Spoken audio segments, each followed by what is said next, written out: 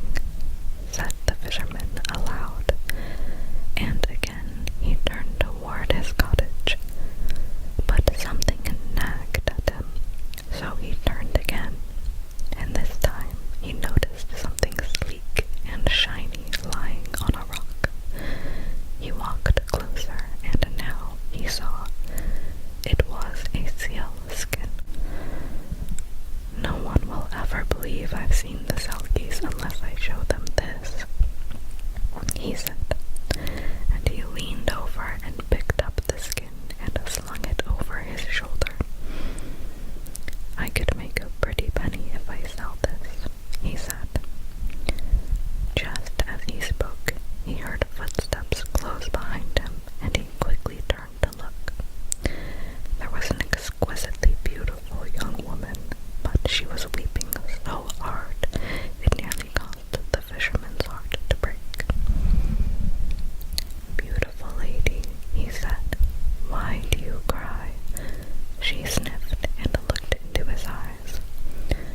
"Kind sir," she said, choking back her tears, "you have my sealskin. Please give it back, for I belong to the Selkies, and I cannot live under the sea without my skin."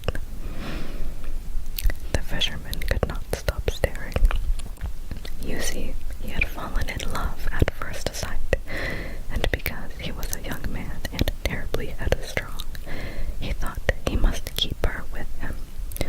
So he clutched the sealskin hard to his chest. "Dear lady," he said gently, "be my wife, for I have fallen in love with you, and without your sealskin you'll have to live on land. I'll make you happy, I promise." "Please, sir," she cried, "I could never be happy on land, and my folk will be so worried. I must go home." But the young man was stubborn, so he smiled as sweetly as he could, bowed his head, and bent down on one knee. "Dear woman, I have a cozy little cottage. I'll keep you warm by the fire. I will feed you all the fresh fish you could ever wish to eat. I promise you will live a happy life on the land. Please agree to be my bride." The young woman was helpless without her skin. She was trapped on the land and couldn't get back to her home in the sea.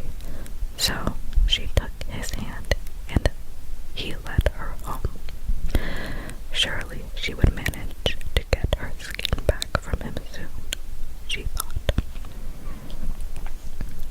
For many weeks the fisherman kept the sealskin with him, for he feared his bride-to-be would steal it and slip away. But after a while, the Selkie began to settle into life on land, and when the fisherman saw this, he pushed the skin inside a crevice in the chimney. "She will never find it there," he said to himself.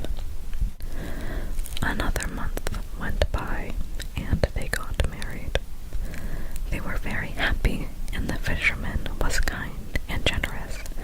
He truly loved his wife, and he always worked hard to make her happy, although he was still very stubborn. After a while, the Selkie woman grew to love her stubborn husband, and sometimes she would sing to him.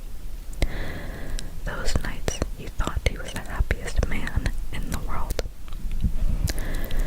As the years passed, the couple had 7 children, and the Selkie wife loved these lads and lassies with all her heart. Occasionally, the children would find their mother on the beach, gazing wistfully out to sea. "Mother, why do you look so sad?" they would ask. "Oh, I've only been dreaming too long," she would say, and then she would shake her head and kiss their foreheads. One day,